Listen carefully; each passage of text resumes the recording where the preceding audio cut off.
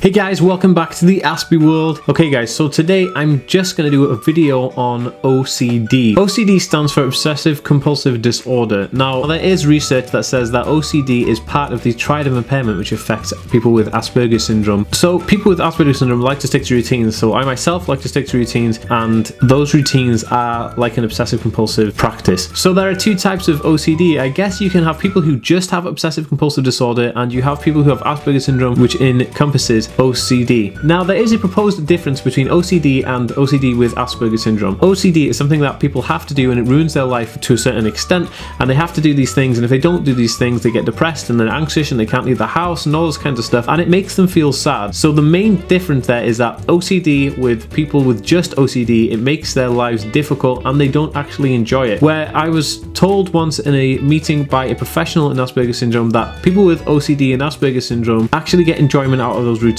Now, I think this is an example where it's kind of right, but it's also kind of wrong. I do have obsessive compulsive disorders, I guess, with things. I have OCD about things. I wouldn't say that those things ruin my life, but I wouldn't say that I enjoy every single one of those things. So, for example, I like to wash my hands, but I always have to wash them in a certain way where I'll count how many times I wash them, and then I'll rinse off the water, and then I'll turn the tap off, and then turn the tap back on, and then rinse my nose. Now, I like the fact that I wash my hands a certain amount of times, and then I wash my nose, but what I don't like is the fact that I have to turn the tap on and off, and then sometimes it'll get annoying where I'll have to turn the tap on and it'll have to go on to a perfect, almost specific level setting of the tap before I can accept that that's how it's going to be. Likewise, I do have on and off hands, so basically I use this hand for turning off things and I use this hand for turning on things. It's kind of like when you walk into a room you turn the light switch on, when you walk out of a room you turn the light switch off. I don't see it as being a massive issue, but I do like to, I kind of get upset when I can't use those hands to do those things, but I don't feel like it's gonna ruin my life.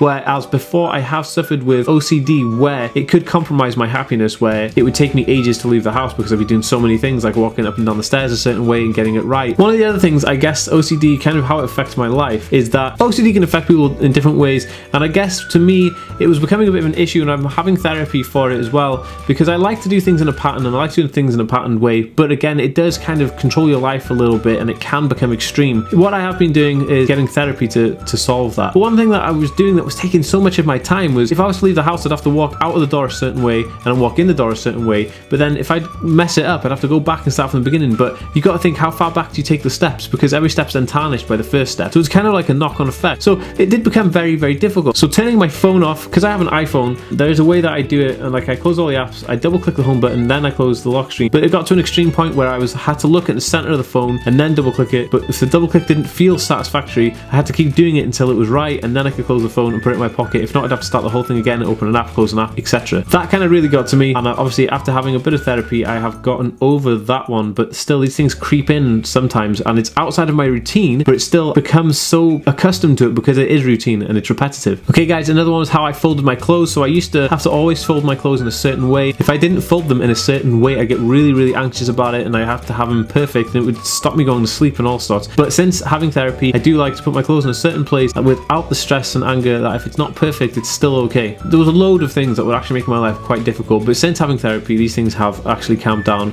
a lot, and it's definitely working. But now I can enjoy the things that I find repetitive and the patterns in the things that I do without the added stress and fear that OCD could bring to somebody like that. Now, people with Aspergers Syndrome are prone to having OCD. I guess it's because of the fact that they like routine and they like the things the way they are, and I'm a big lover of all those things.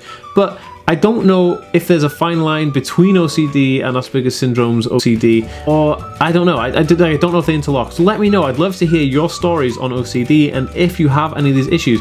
Now, I don't know anybody else with Aspergers Syndrome who has OCD also, because I don't know many people with Aspergers Syndrome. But I'd definitely like to hear from you guys. If any of you guys are experiencing OCD and you do have Aspergers Syndrome, please let me know. Or you might have Aspergers Syndrome and do not know, and you're watching this video to find out more information on OCD and autism and realize that you actually may have Aspergers Syndrome. If you want to take a test, I do have a video for the testing for Aspergers Syndrome that will be on a card above. You click the I button, you can click straight to that video and test yourself online for free. Let me know, guys, is this something that affects you? I do want to know. Thanks for watching my video, guys. If you like it, please give it a thumbs up. And as always, guys, you want to leave a comment, check it out in the comment section below and I'll respond, and I will definitely read all your comments. If you want to get me on Instagram, Twitter, and Facebook, all those links are in the description below. Please check out my other channels. I have a gaming channel, I also have a band music channel, and I have a nerdy kind of subscription box opening and toy opening and review channel, which is kind of really cool. But they're all in the end slate linked, or if you want to go in the description below, all my other channel links are in there. And as always, guys, if you're new to my channel and you haven't already, please hit the subscribe button. I'll see you next time.